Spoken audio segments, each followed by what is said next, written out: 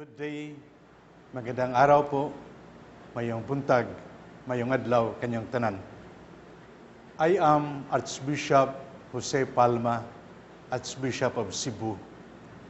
And I am very happy and I feel privileged to be able to share with you some thoughts on the Lenten season, panahon po ng Kwaresma. I feel especially privileged to share some thoughts on the season of grace, especially in this year, 2012, the year we call the Year of Faith. The Holy Father himself has called 2012 the Year of Faith.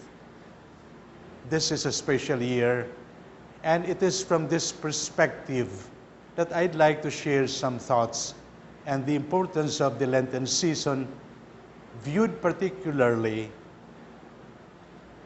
as a year of faith.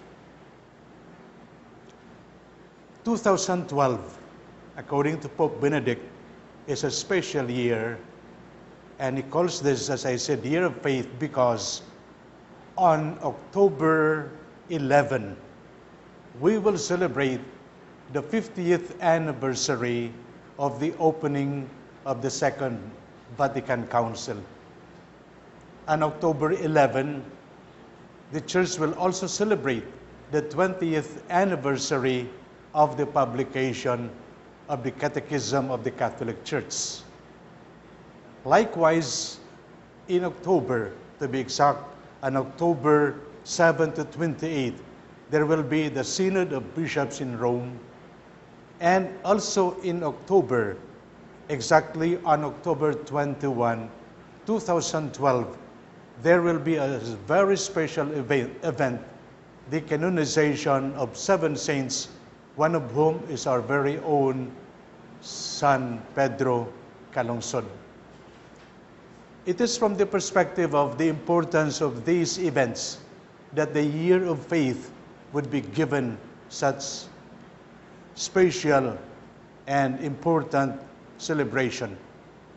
And so, my dear brothers and sisters, today allow me to share with you reflections, I said, on Lent, viewed precisely from the blessing of our new saint, yung pangalawa pong Pilipinong santo, yung malapit na magsanto, Pedro Calungsod.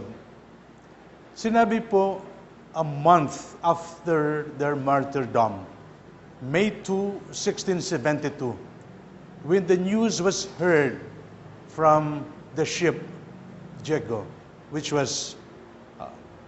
traveled to Guam, when the news about the martyrdom of Diego San Vitores and Pedro Calungsod was relayed to Manila, there was a great celebration.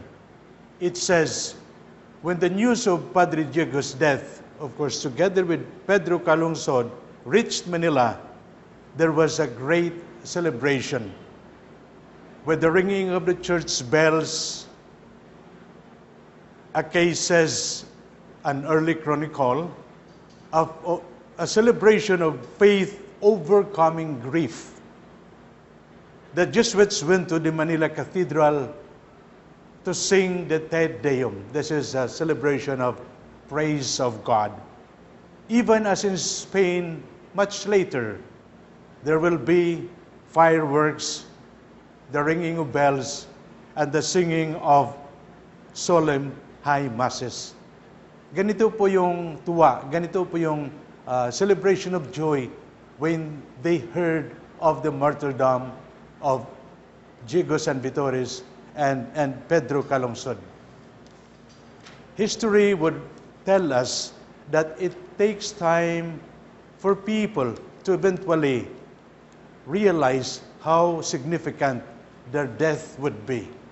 Yung nangyari po, because Diego San Vitores was a Jesuit, the Jesuit community tried to process his own beatification. But because the Jesuits were eventually expelled from the Philippines, the process stopped. It took centuries later for the Jesuits to eventually continue the process, and in mid-80s, 1885 to be exact, Diego San Vittorius was beatified. Only then, yung tayo po sa Pilipinas, and in particular the Diocese of Cebu, thought of trying to present the case of this Bisaya martyr together with Blessed Diego. And they started the process in 1987. Yung nangyari po, through the long process, exactly on March, or rather, on January 27, year 2000, the decree of the authentic martyrdom of Beato Pedro Calungsod was promulgated. And shortly after that, on March 5, year 2000, he was beatified in Rome. Yung beatification po is a decree that he is considered blessed. Like the famous ones we know, Blessed John Paul II, Blessed Mother Teresa of India, these are the status of the blessed people. They can be honored at the altar, and certainly in many places where they come from, there could be masses celebrated in their honor. That is Blessed Pedro Calungsod. And I repeat, this was year 2000. From the year 2000, they continued the process of canonization. And we praise God that last December 19, 2011, our Holy Father, Pope Benedict XVI, has promulgated and decreed that the miracle we have presented has been judged authentic judgment, no? Judged by the doctors, judged by the theologians, and judged by the cardinals and bishops who have examined the process. And that's why I repeat, last December 19, we were happy to receive the promulgation of the authenticity of miracle of Blessed Pedro Calungsod. Kaya po, yung ating hinintay ngayon, on October 21, I repeat, together with 6 others in Rome, we are going there to celebrate the canonization of that time, San Pedro Calungsod. The canonization means that now Pedro Calungsod will be included in the canon, in the list of those who are considered saints. And why October 21? Because October 21 happens to be the Mission Sunday. And together with probably certainly hundreds of bishops who are participants of the Synod of Bishops I mentioned earlier in Rome, then it shows that this time he is introduced as not only a saint in the Philippines, but a saint that belongs to the Universal Church. At kaya po yung mangyari, natutuwa po tayo na kung for many years we have San Lorenzo Ruiz, others will say San Lorenzo Ruiz de Manila, now we would have another San Pedro Calungsod Bisaya. Of course, there are many others who said and who claim taga Cebu, taga Leyte, Bohol, Iloilo. We really do not know yet. We haven't got much record of his boyhood days. Pero what's sure historically is, and this is certainly very historical, that as a young boy, he joined a group of catechists who went to Guam to evangelize, and he was martyred that fateful day, April 2 of 1672. This is historical. Kaya po, we rejoice because martyrdom means that the grace of God has blessed this young boy to offer his life for the sake of the faith, to offer his life, of course, for the gospel. My dear brothers and sisters, you may ask, ano po yung implication ng buhay ni Pedro Calungsod sa ating buhay?